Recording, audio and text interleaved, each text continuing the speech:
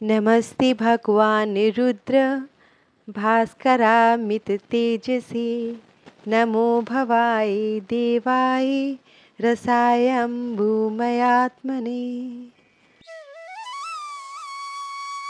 अर्थात हे मेरे भगवान, हे मेरे रुद्र, अनंत सूर्यों से भी तेज आपका तेज है।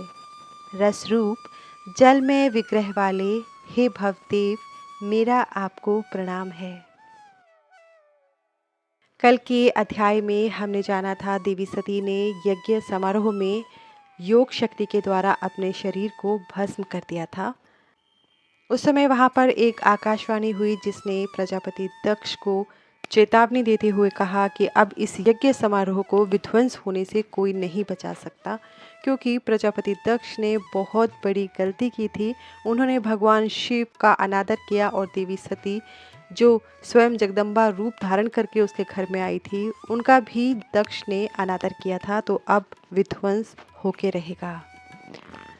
इसके आगे की कथा हम आज शुरू करते हैं। ब्रह्मा जी कहते हैं, नारद, उस आकाशवाणी को सुनकर सभी देवता और मुनि आश्चर्य से इधर उधर देखने लगे। उनके मुंह से एक भी शब्द नहीं निकला। वे अत्यंत भयभीत हो गए। उधर भृगु के मंत्रों से उत्पन्न गणों द्वारा भगाए गए शिवगण, जो कि नष्ट होने से बच गए थे, शिवजी की शरण में चले गए। वहां पहुंचकर उन्होंने प्रभु को हाथ जोड़कर प्रणाम किया और वहां यज्ञ में जो कुछ भी हुआ उसका और सती के शरीर त्यागने का सारा वृतांत उन्हें सुनाया। शिवगण बोले, हे महेश्वर, दक्ष बड़ा ही दुरात्मा और घमंडी है। उसने माता सती का बहुत अपमान किया। वहां उपस्थित देवताओं ने भी उनका आदर सत्कार नहीं किया।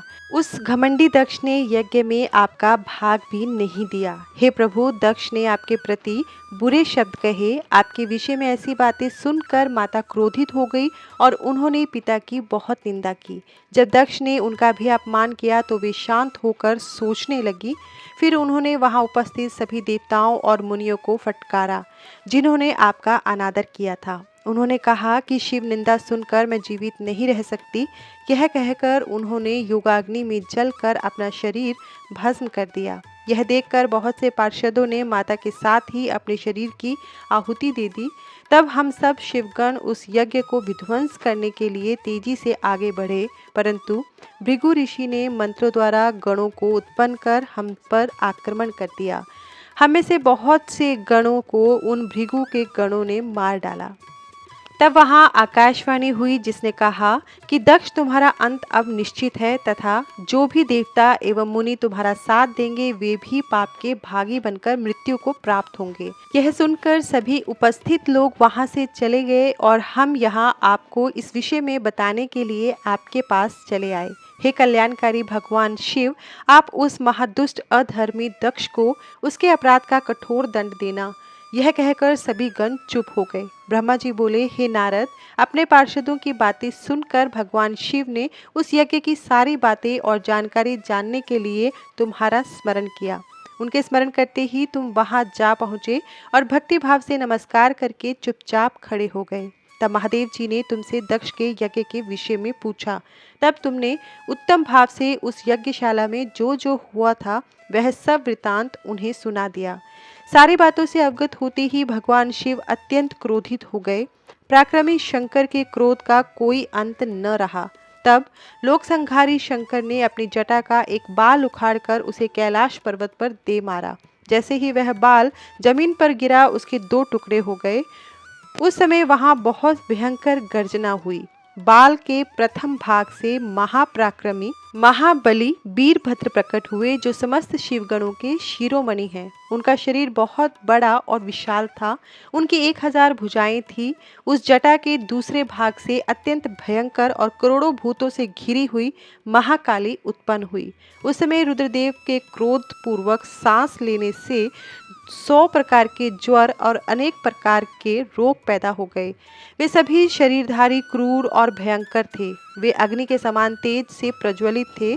तब वीरभद्र और महाकाली ने दोनों हाथ जोड़कर भगवान शिव को प्रणाम किया। वीरभद्र बोले, हे महारुद्र, आपने सोम, सूर्य और अग्नि को अपने तीनों नेत्रों में धारण किया है। हे प्रभु, कृपया कर मुझे आज्ञा दीजिए कि मुझे क्या कार्य करना है। क्या मुझे पृथ्वी के सभी समुद्रों को एक क्षण में ही सुखाना है या संपूर्ण पर्वतों को पीसकर पल भर में ही मसल कर चूर्ण बनाना है? हे प्रभु, मैं इस ब्रह्मांड को भस्म कर दूं या फिर जला दूं? भगवान, आपका आदेश पाकर मैं समस्त लोकों में उलट पुलट कर सकता हूँ। आपके इशारा करने से ही मैं जगत के समस्त प्राणियों का विनाश कर सकता हूँ। आपकी आज्ञा पाकर मैं इस संसार में सभी कार्यों को कर सकता हूँ। हे प्रभु, मेरे समान पराक्रमी न तो कोई हुआ है न ही होगा। भगवान, आपकी आज्ञा से हर कार्य सिद्ध हो सकता है। मुझे ये सभी शक्तियाँ आपकी ही कृपा से प्राप्त हुई हैं। बिना आपकी आज्ञा के एक दिन का भी नहीं हिल सकता। हे करुणा निधान, मैं आपके चरणों में प्रणाम करता हूँ। आप अपने कार्य की सिद्धि की जिम्मेदारी मुझे सौंपिए, मैं उसे पूर्ण करने का पूरा प्रयास करूँगा। हे प्रभु, आपके चरणों का मैं हर समय चिंतन करता रहता हूँ। आपकी भक्ति परम उत्तम है। आप बिना कहे ही अपने भक्तों की समस्त इच्छाओं को पूरा करके उन्हें मनोवांछित और अभीष्ट फल प्रदान करते हैं। आप भक्त वत्सल हैं।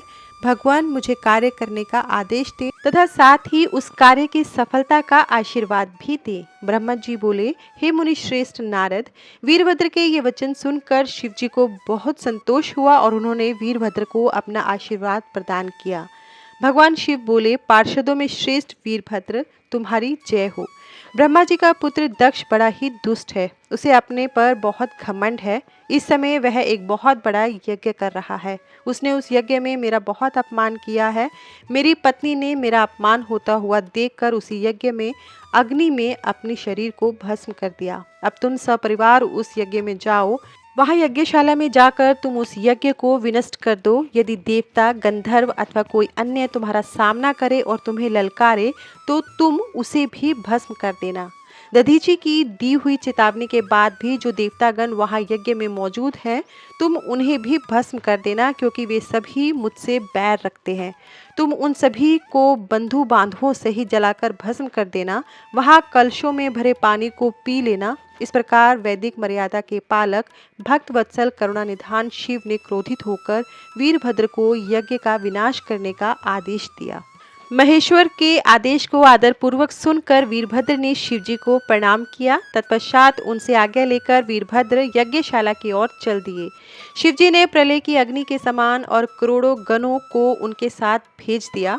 वे अत्यंत तेजस्वी थे। वे सभी वीरगण कौतूहल से वीरभद्र के साथ साथ चल दिए। उनमें हजारों पार्षद वीरभद्र की तरह ही महापराक्रमी और बलशाली थे। बहुत से काल के भी काल भगवान रुद्र के समान थे। वे शिवजी के समान ही शोभा पा रहे थे। तत्पश्चात वीरभद्र शिवजी जैसा वेश धारण कर ऐसे रथ पर चढ़कर चले जो 400 हाथ लंबा था, और इस रथ को 10,000 शेर खींच रहे थे और बहुत से हाथी, शार्दुल, मगर, मत्स्य उस रथ की रक्षा के लिए आगे पीछे चल रहे थे।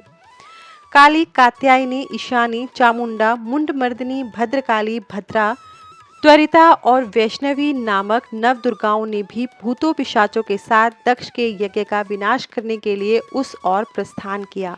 डाकिनी, शाकिनी, भूत, पिशाच, प्रमथ, गुह्यक, कुष्मांड, परपट, चटक, ब्रह्म राक्षस, भैरव और क्षेत्रपाल आदि सभी वीरगण भगवान शिव की आज्ञा पाकर दक्ष के यज्ञ का विनाश करने के लिए यज्ञशाला की ओर चल दिए। वे भगवान शंकर के 64,000 करोड़ गणों की सेना लेकर चल दिए। उस समय भेरियों की गंभीर ध्वनि होने लगी। अनेक प्रकार के शंख चारों दिशाओं में बजने लगे। उस समय जटाहर, मुखों तथा श्रृंगों के अनेक प्रकार के शब्द हुए। भिन्न भिन्न प्रकार की सिंहें बजने लगी। महामुनि नारद उस समय वीरभद्र की उस यात्रा में करोड़ों सैनिक, शिवगण एवं जो भूत पिशाच थे शामिल हुए। इसी प्रकार महाकाली की सेना भी शोभा पा रही थी। इस प्रकार वीरभद्र और महाकाली दोनों की विशाल सेनाएं उस दक्ष के यज्ञ का विनाश करने के लिए गाजे बाजे के साथ आगे बढ़ने लगी। उस समय अनेक शुभ शगुन होने लगे। जब वीरभद्र और महाकाली की विशाल चतुरंगनी सेना अत्यंत तीव्र गति से दक्ष के यज्ञ की ओर बढ़ी, तो यज्ञोत्सव में अनेक प्रकार के अपशकुन होने लगे। वीरभद्र के चलते ही यज्ञ में विध्वंस की सूचना देने वाले उत्पात होने लगे। दक्ष की बाईं आंख, बाईं भुजा, बाईं जांघ फड़कने लगी। वाम अंगों का फड़कना बहुत अशुभ होता है। उस समय यज्ञशाला में भूकंप आ गया। दक्ष को कम दिखाई देने लगा। भरी दोपहर में उसे आसमान में तारे दिखने लगे। दिशाएं धुंधली हो गई। सूर्य में काले काले धब्बे दिखाई देने लगे। ये धब्बे बहुत डरावने लग रहे थे। बिजली और अग्नि के समान सारे नक्षत्र उन्हें टूट टूट कर गिरते हुए दिखने लगे। वहां यज्ञशाला में हजारों गिद्ध दक्ष के सिर पर मंडराने लगे। उस यज्ञ मंडप को गिद्धों ने पूरा ढक लिया था। वहां एकत्र गिद्ध बड़ी भयंकर और डरावनी आवाजें निकाल रहे थे। सभी दिशाएं अंधकार में हो गई थी। वहां अनेक प्रकार के अपशकुन होने लगे।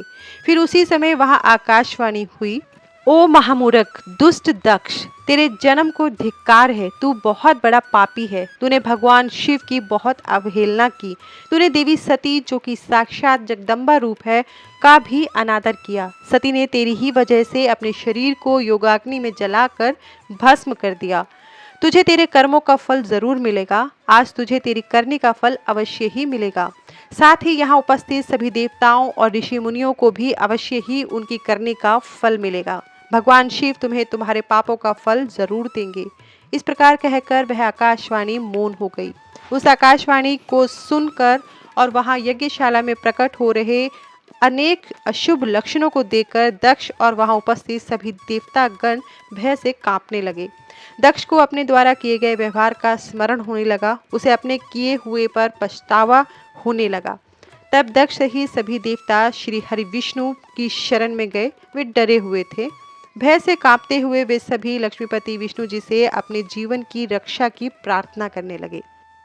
दक्ष बोले, हे विष्णु कृपा निधान, मैं बहुत भयभीत हूँ। आपको ही मेरी और मेरे यज्ञ की रक्षा करनी है। प्रभु, आप ही इस यज्ञ के रक्षक हैं। आप साक्षात यज्ञ स्वरूप हैं। आप हम सब पर अपनी कृपा दृष्टि बनाइए। हम सब आपकी शरण में आए हैं।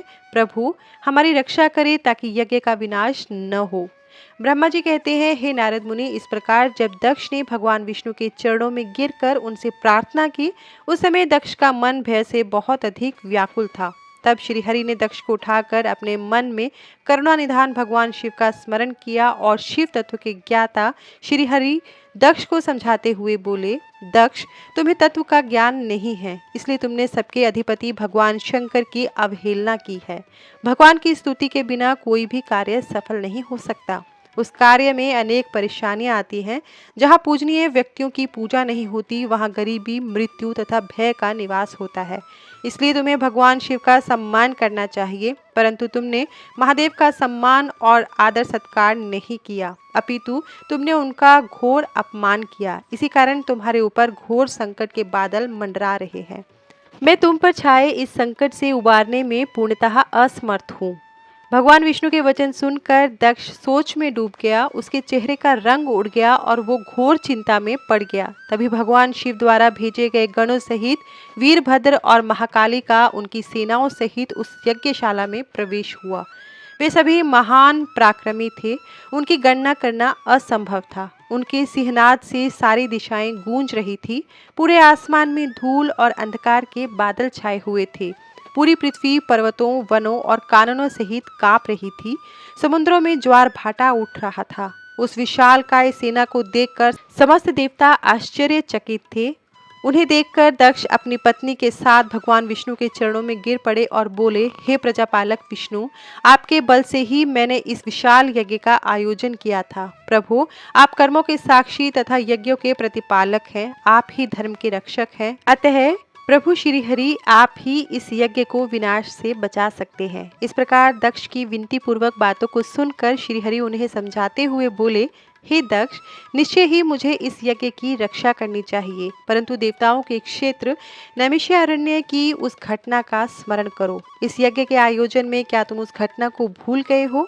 यहाँ इस यज्ञशाला की और तुम्हारी रक्षा करने में कोई भी देवता समर्थ नहीं है। इस समय जब महादेव जी के गण और उनके सेनापति वीरभद्र तुम्हें भगवान शिव का अपमान करने का दंड देने के लिए आ चुके हैं, उस समय कोई मूर्ख ही तुम्हारी सहायता को आगे आ सकता है। दक्ष केवल कर्म ही समर्थ नहीं होता, अपितु कर्म को करने में जिसके सहयोग की आवश्यकता होती है उसका भी उतना ही महत्व है। भगवान शिव ही कर्मों के कल्याण की शक्ति देते हैं।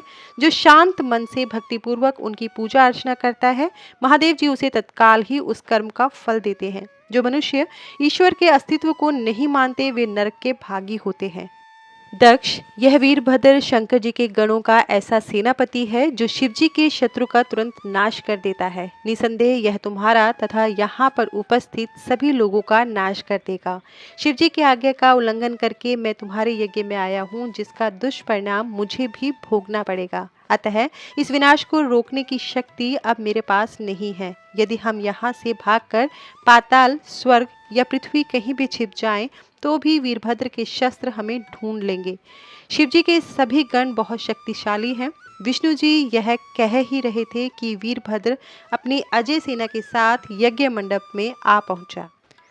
फिर ब्रह्मा जी कहते हैं, हे नारद, जब शिव जी की आज्ञा पाकर वीरभद्र की विशाल सेना ने यज्ञशाला में प्रवेश किया तो वहां उपस्थित सभी देवता अपने प्राणों की रक्षा करने के लिए शिवगणों से युद्ध करने लगे, परंतु शिवगणों की वीरता और पराक्रम के आगे उनकी एक न चली। सारे देवता पराजित होकर वहां से भागने लगे। तब इंद्र आदि लोकपाल युद्ध के लिए आगे आए। उन्होंने गुरुदेव बृहस्पति जी को नमस्कार कर उनसे विजय के विषय में पूछा। उन्होंने कहा, हे गुरुदेव बृहस्पति, हम यह जानना चाहते हैं कि हमारी विजय कैसे होगी। उनकी यह बात सुनकर बृहस्पति जी बोले, हे इंद्र, समस्त कर्मों का फल देने वाले तो ईश्वर हैं। सभी को अपने करने का फल अवश्य भुगतना पड़ता है। जो ईश्वर के अस्तित्व को जानकर और समझकर उनकी शरण में आकर अच्छे कर्म करता है, उसी को उसके सत्कर्मों का फल मिलता है। परंतु जो ईश्वर की आज्ञा के विरुद्ध कार्य करता है वह ईश्वर द्रोही कहलाता है और उसे किसी भी अच्छे फल की प्राप्ति नहीं होती। उन परम पुण्य भगवान शिव के स्वरूप को जानना अत्यंत कठिन है। वे सिर्फ अपने भक्तों के अधीन है, इसलिए उन्हें भक्त वत्सल भी कहा जाता है। भक्ति और ईश्वर सत्ता में विश्वास न रखने वाले मनुष्य यदि वेदों का 10,000 बार भी अध्ययन कर लें तो भी भगवान शिव के स्वरूप को भलीभांति नहीं जान पाएंगे। भगवान शिव के शांत, निर्विकार एवं उत्तम दृष्टि से ध्यान करने एवं उनकी उपासना करने से ही शिव तत्व की प्राप्ति होती है। तुम उन करुणा निधान भगवान महेश्वर की अवहेलना करने वाले उस मूर्ख दक्ष के निमंत्रण पर यहाँ इस यज्ञ में भाग लेने आ गए हो। भगवान शिव की पत्नी देवी सती का भी इस यज्ञ में घोर अपमान हुआ है। उन्होंने इसी यज्ञ में अपने प्राणों की आहुति दे दी है। इसी कारण भगवान शंकर ने रुष्ट होकर इस यज्ञ का विध्वंस करने के लिए वीरभद्र के नेतृत्व में अपने शिवगणों को भेजा है। अब इस यज्ञ के विनाश को रोक पाना किसी के वश में नहीं है। अब चाहकर भी तुम लोग कुछ नहीं कर सकते। बृहस्पति जी के ये वचन सुनकर इंद्र सहित अन्य देवता चिंता में पड़ गए। सभी वीरभद्र और अन्य शिवगण उनके निकट पहुंच गए। वहां वीरभद्र ने उन सभी को बहुत डांटा और फटकारा। गुस्से से वीरभद्र ने इंद्र सहित सभी देवताओं पर अपने तीखे बाणों से प्रहार करना शुरू कर दिया। बाणों से घायल हुए सभी देवताओं में हाहाकार मच गया और वे अपने प्राणों की रक्षा करने के लिए यज्ञ मंडप से भाग खड़े हुए। यह देखकर वहां उपस्थित सभी ऋषि मुनि भयभीत होकर श्री हरि के सम्मुख प्राण रक्षा के लिए प्रार्थना करने लगे। तब मैं और विष्णु जी वीरभद्र से युद्ध करने के लिए उसके पास गए। हमें देखकर वीरभद्र, जो पहले से ही क्रोधित थे, हम सबको डांटने लगे। उनके कठोर वचनों को सुनकर विष्णु जी मुस्कुराते हुए बोले, हे शिव भक्त वीरभद्र, मैं भी भगवान शिव का ही भक्त हूँ। उनमें मेरी अपार श्रद्धा है, मैं उन्हीं का सेवक हूँ। परंतु दक्ष अज्ञानी और मूर्ख है। यह सिर्फ कर्मकांडों में ही विश्वास रखता है। जिस प्रकार महेश्वर भगवान अपने भक्तों के ही अधीन है, उसी प्रकार मैं भी अपने भक्तों के ही अधीन हूँ। दक्ष मेरा अनन्य भक्त है। उसकी बारंबार प्रार्थना पर मुझे इस यज्ञ में उपस्थित होना पड़ा। हे वीरभद्र, तुम रुद्रदेव के रौद्र रूप अर्थात क्रोध से उत्पन्न हुए हो। तुम्हें भगवान शंकर ने इस यज्ञ का विनाश करने के लिए यहाँ भेजा है। उनकी आज्ञा तुम्हारे लिए शिरोधार्य है। मैं इस यज्ञ का रक्षक हूँ, अतः इसे बचाना मेरा पहला कर्तव्य है।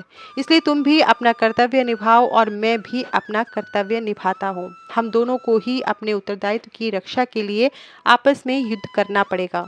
भगवान विष्णु के ये वचन सुनकर वीरभद्र हंसकर बोले कि आप मेरे परमेश्वर भगवान शिव के भक्त हैं। ये जानकर मुझे बहुत प्रसन्नता हुई। भगवान, मैं आपको नमस्कार करता हूँ।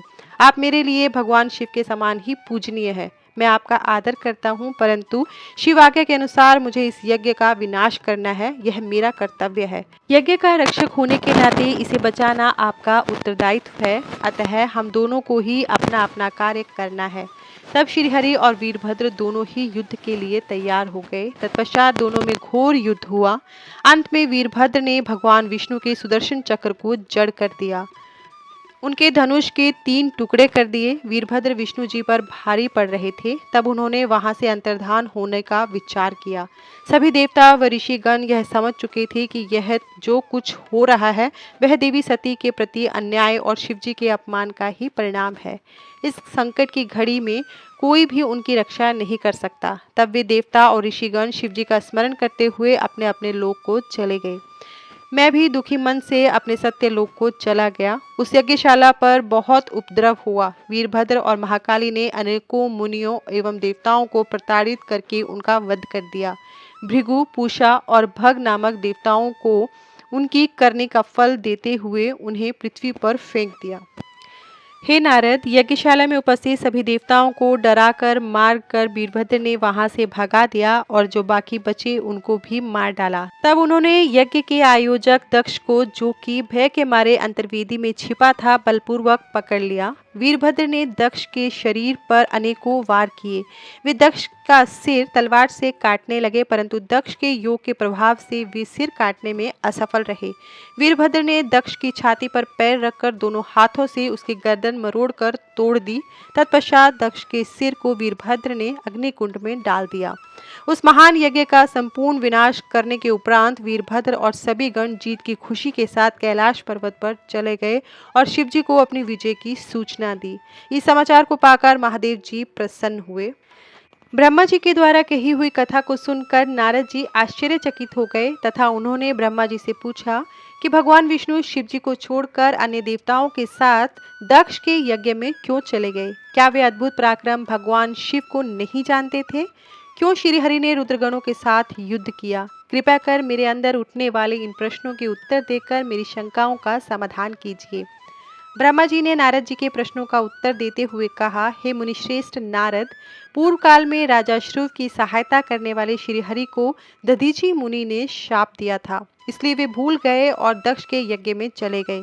प्राचीन काल में दधीचि मुनि महातेजस्वी राजा श्रुव के मित्र थे, परंतु बाद में उन दोनों के बीच बहुत बड़ा विवाद खड़ा हो गया। विवाद का कारण मुनि दधीचि का 4 वर्णों ब्राह्मण, क्षत्रिय, वैश्य और शूद्र में ब्राह्मणों को श्रेष्ठ बताना था, जबकि राजा श्रुव, जो कि धन वैभव के अभिमान में डूबे हुए थे, इस बात से पूर्णतः असहमत थे। श्रुव सभी वर्णों में राजा को ही श्रेष्ठ मानते थे। राजा को सर्वश्रेष्ठ और सर्ववेद में माना जाता है, यह श्रुति भी कहती है, इसलिए ब्राह्मण से ज्यादा राजा श्रेष्ठ है। हे दधीचि, आप मेरे लिए आदरणीय हैं। राजा श्रुव के कथन को सुनकर दधीचि को क्रोध आ गया। उन्होंने इसे अपना अपमान समझा और श्रुव के सिर पर मुक्के का प्रहार कर दिया। दधीचि के इस व्यवहार से मद में चूर श्रुव को और भी अधिक क्रोध आ गया। उन्होंने वज्र से दधीचि पर प्रहार कर दिया। वज्र से घायल हुए दधीचि मुनि पृथ्वी पर गिरते हुए योगी शुक्राचार्य का स्मरण करने लगे। शुक्राचार्य ने तुरंत आकर दधीचि मुनि के शरीर को पूर्ववत कर दिया। शुक्राचार्य ने दधीचि से कहा कि मैं तुम्हें महामृत्युंजय का मंत्र प्रदान करता हूँ। त्र्यंबकम यजामहे, अर्थात हम तीनों लोकों के पिता भगवान शिव, जो सूर्य, सोम और अग्नि तीनों मंडलों के पिता हैं, सत्व, रज और तम आदि तीनों गुणों के महेश्वर हैं, जो आत्म तत्व, विद्या तत्व और शिव तत्व, पृथ्वी, जल व तेज सभी के स्रोत हैं, जो ब्रह्मा, विष्णु और शिव तीनों आधारभूत देवताओं के भी ईश्वर महादेव हैं, उनकी आराधना करते हैं। सुगंधिम पुष्टि वर्धनम, अर्थात जिस प्रकार फूलों में खुशबू होती है, उसी प्रकार भगवान शिव भूतों में, गणों में, गुणों में, सभी कार्यों में, इंद्रियों में, अन्य देवताओं में तथा अपने प्रिय गणों में क्षारभूत आत्मा के रूप में समाये हैं। उनकी सुगंध से ही सबकी ख्याति एवं प्रसिद्धि है। पुष्टि वर्धनम, अर्थात वे भगवान शिव ही प्रकृति का पोषण करते हैं। वे ही ब्रह्मा, विष्णु, मुनियों एवं सभी देवताओं का पोषण करते हैं। उर्वा रुकमिव वंदनात् मृत्योर्मोक्षीय मामृतात्, अर्थात जिस प्रकार खरबूजा पक जाने पर लता से टूटकर अलग हो जाता है, उसी प्रकार मैं भी मृत्यु रूपी बंधन से मुक्त होकर मोक्ष को प्राप्त करूं। हे रुद्रदेव, आपका स्वरूप अमृत के समान है। जो पुण्य कर्म, तपस्या, स्वाध्याय, योग और ध्यान से उनकी आराधना करता है, उसे नया जीवन प्राप्त होता है। भगवान शिव अपने भक्त को मृत्यु के बंधनों से मुक्त कर देते हैं और उसे मोक्ष प्रदान करते हैं। जैसे उर्वरुक अर्थात ककड़ी को उसकी बेल अपने बंधन से बांधे रखती है और पक जाने पर स्वयं ही उसे बंधन मुक्त कर देती है, यह महामृत्युंजय मंत्र संजीवनी मंत्र है। तुम नियम पूर्वक भगवान शिव का स्मरण करके इस मंत्र का जाप करो। इस मंत्र से अभिमंत्रित जल को पियो। इस मंत्र का जाप करने से मृत्यु का भय नहीं रहता। इसके विधिवत पूजन करने से भगवान शिव प्रसन्न होते हैं। वे सभी कार्यों की सिद्धि करते हैं तथा सभी बंधनों से मुक्त कर मोक्ष प्रदान करते हैं। ब्रह्मा जी बोले, हे नारद, दधीची मुनि को इस प्रकार उपदेश देकर शुक्राचार्य अपने निवास पर चल दिए। उनकी बातों का दधीची मुनि पर बड़ा प्रभाव पड़ा। वे भगवान शिव का स्मरण कर उन्हें प्रसन्न करने के लिए तपस्या करने वन में चले गए। वन में उन्होंने प्रेम पूर्वक भगवान शिव का चिंतन करते हुए उनकी तपस्या आरंभ कर दी। दीर्घ काल तक वे महामृत्युंजय मंत्र का जाप करते रहे।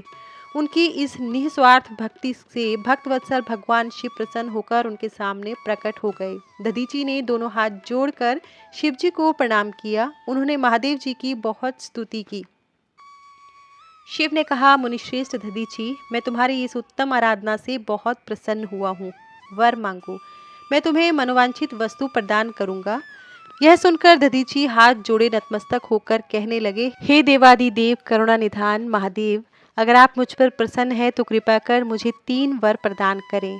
पहला यह है कि मेरी अस्थियां वज्र के समान हो जाएं। दूसरा, कोई मेरा वध न कर सके, अर्थात मैं हमेशा अवध्य रहूं।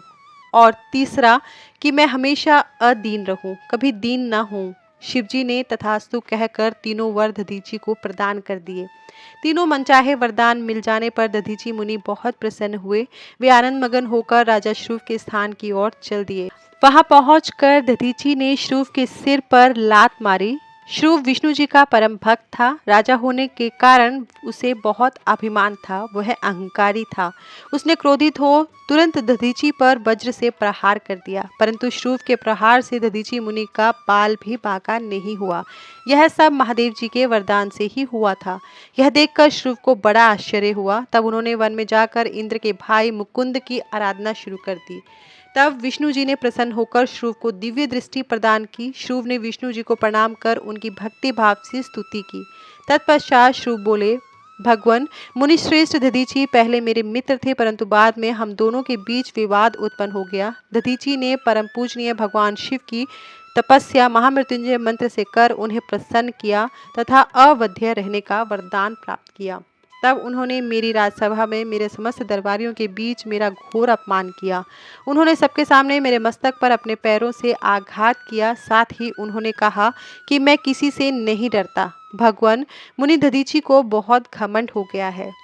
जब श्रीहरि को इस बात का ज्ञान हुआ कि दधीची मुनि को महादेव जी द्वारा अवध्य होने का आशीर्वाद प्राप्त हुआ है, तो वे कहने लगे कि श्रुव, महादेव जी के भक्तों को कभी भी किसी प्रकार का भय नहीं होता है। यदि मैं इस विषय में कुछ करूं तो दधीची को बुरा लगेगा और वे श्राप भी दे सकते हैं। उन्हीं दधीची के श्राप से दक्ष यज्ञ में मेरी शिवजी से पराजय होगी। इसलिए मैं इस संबंध में कुछ नहीं करना चाहता, परंतु ऐसा कुछ जरूर करूंगा जिससे आपको विजय प्राप्त हो। भगवान विष्णु के ये वचन सुनकर राजा चुप हो गए। श्री हरि विष्णु अपने प्रिय भक्त राजा श्रुव के हितों की रक्षा करने के लिए एक दिन ब्राह्मण का रूप धारण करके दधीची मुनि के आश्रम में पहुंचे। विष्णु जी भगवान शिव की आराधना में मगन रहने वाले ब्रह्म ऋषि दधीची से बोले कि हे प्रभु, मैं आपसे एक वर मांगता हूँ। दधीची श्री विष्णु को पहचानते हुए कहने लगे, मैं समझ गया हूँ कि आप कौन हैं और क्या चाहते हैं, इसलिए मैं आपसे क्या कहूँ। हे श्री हरि विष्णु, श्रुव का कल्याण करने के लिए आप यह ब्राह्मण का वेश बनाकर आए हैं। आप ब्राह्मण वेश का त्याग कर दें। लज्जित होकर भगवान विष्णु अपने असली रूप में आ गए और महामुनि दधीची को प्रणाम करके बोले, महामुनि, आपका कथन पूर्णतः सत्य है। मैं यह भी जानता हूँ कि शिव भक्तों को कभी भी किसी भी प्रकार का कोई भी भय नहीं होता है, परंतु आप सिर्फ मेरे कहने से राजा श्रुव के सामने यह कह दें कि आप राजा श्रुव से डरते हैं। श्री विष्णु की यह बात सुनकर दधीची हंसने लगे। हंसते हुए बोले कि भगवान शिव की कृपा से मुझे कोई भी डरा नहीं सकता। जब कोई वाकई मुझे डरा नहीं सकता तो मैं क्यों झूठ बोलकर पाप का भागी बनूं। दधीची मुनि के इन वचनों को सुनकर विष्णु को बहुत अधिक क्रोध आ गया। उन्होंने मुनि दधीची को समझाने की बहुत कोशिश की। सभी देवताओं ने श्री विष्णु जी का साथ दिया। भगवान विष्णु ने दधीची मुनि को डराने के लिए अनेक गण उत्पन्न कर दिए, परंतु दधीची ने अपने सत से उनको भस्म कर दिया। तब विष्णु जी ने वहां अपनी मूर्ति प्रकट कर दी। यह देखकर दधीची बोले, हे श्री हरि, अब अपनी माया को त्याग दीजिए। आप अपने क्रोध और अहंकार का त्याग कर दीजिए। आपको मुझ में ही ब्रह्मा रुद्र सहित संपूर्ण जगत का दर्शन हो जाएगा। मैं आपको दिव्य दृष्टि प्रदान करता हूँ। तब विष्णु जी को दधीची मुनि ने अपने शरीर में पूरे ब्रह्मांड के दर्शन करा दिए। तब विष्णु जी का क्रोध और बढ़ गया। उन्होंने चक्र उठा लिया और महर्षि को मारने के लिए आगे बढ़े, परंतु बहुत प्रयत्न करने पर भी चक्र आगे नहीं चला। यह देखकर दधीची हंसते हुए बोले, हे श्री हरि, आप भगवान शिव द्वारा प्रदान किए गए इस सुदर्शन चक्र से उनके ही प्रिय भक्त को मारना चाहते हैं, तो भला यह चक्र क्यों चलेगा।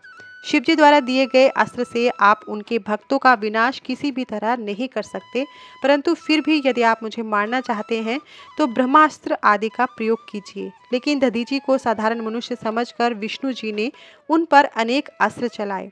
तब दधीची मुनि ने धरती से मुट्ठी पर कुशा उठा ली और कुछ मंत्रों के उच्चारण के उपरांत उसे देवताओं की ओर उछाल दिया। वे कुशाएं कालाग्नि के रूप में परिवर्तित हो गई, जिनमें देवताओं द्वारा छोड़े गए सभी अस्त्र शस्त्र जलकर भस्म हो गए। ये देखकर वहां पर उपस्थित अन्य देवता वहां से भाग खड़े हुए, परंतु श्रीहरि दधीची से युद्ध करते रहे। उन दोनों के बीच भीषण युद्ध हुआ। तब मैं ब्रह्मा राजा श्रुव को साथ लेकर उस स्थान पर आया जहां उन दोनों के बीच युद्ध हो रहा था। मैंने भगवान विष्णु से कहा कि आपका यह प्रयास निरर्थक है, क्योंकि आप भगवान शिव के परम भक्त दधीची को हरा नहीं सकते हैं। यह सुनकर विष्णु जी शांत हो गए। उन्होंने दधीची मुनि को प्रणाम किया। तब राजा श्रुव भी दोनों हाथ जोड़कर मुनि दधीची को प्रणाम करके उनकी स्तुति करने लगे, उनसे माफी मांगने लगे और कहने लगे कि प्रभु, आप मुझ पर कृपा दृष्टि रखिए। ब्रह्मा जी बोले, नारद, इस प्रकार राजा श्रुव द्वारा की गई स्तुति से दधीची को बहुत संतोष मिला और उन्होंने राजा श्रुव को क्षमा कर दिया, परंतु विष्णु जी सहित अन्य देवताओं पर उनका क्रोध कम नहीं हुआ। तब क्रोधित मुनि दधीची ने इंद्र सहित सभी देवताओं और विष्णु जी को भी भगवान रुद्र की क्रोधाग्नि में नष्ट होने का श्राप दे दिया। इसके बाद राजा श्रुव ने दधीची को पुनः नमस्कार कर उनकी आराधना की और फिर वे अपने राज्य की ओर चल दिए। राजा श्रुव के वहां से चले जाने के पश्चात इंद्र सहित सभी देवगणों ने भी अपने अपने धाम की ओर प्रस्थान किया। तदुपरांत श्री हरि विष्णु भी बैकुंठ धाम को चले गए। तब से वह पुण्य स्थान थानेश्वर नामक तीर्थ के रूप में विख्यात हुआ। इस तीर्थ के दर्शन से भगवान शिव का स्नेह और कृपा प्राप्त होती है। हे नारद, इस प्रकार मैंने तुम्हें यह पूरी अमृत कथा का वर्णन सुनाया। जो मनुष्य श्रुव और दधीची के विवाद से संबंधित इस प्रसंग को प्रतिदिन सुनता है, वह अपमृत्यु को जीत लेता है तथा मरने के बाद सीधा स्वर्ग को जाता है। इसका पाठ करने से युद्ध में मृत्यु का भय दूर हो जाता है तथा निश्चित रूप से विजय श्री की प्राप्ति होती है। इसी के साथ आज की कथा समाप्त होती है। कल के अध्याय में हम जानेंगे, जब वीरभद्र ने दक्ष के यज्ञ का विनाश कर दिया और उनका वध करके वे कैलाश पर्वत को चले गए, तब क्या हुआ। आप सभी शिव भक्तों को हमारे द्वारा प्रस्तुत की जा रही शिव पुराण की कथा कैसी लगती है, हमें कमेंट सेक्शन में ज़रूर बताइए। हमारे द्वारा प्रस्तुत की जा रही कथा अगर आपको पसंद आती है तो वीडियो को लाइक ज़रूर करें और हमें सपोर्ट करने के लिए आप चैनल को सब्सक्राइब भी कर सकते हैं। नोटिफिकेशन बेल को प्रेस करना ना भूलें, क्योंकि उससे आपको समय पर नोटिफिकेशन मिलेगा जब भी हमारा वीडियो अपलोड होगा। ये कथा हमारे चैनल पर सुबह 5:30 पर प्रतिदिन अपलोड की जाती है। आपको दिन में जब भी समय लगे आप इस कथा को सुन सकते हैं। धन्यवाद।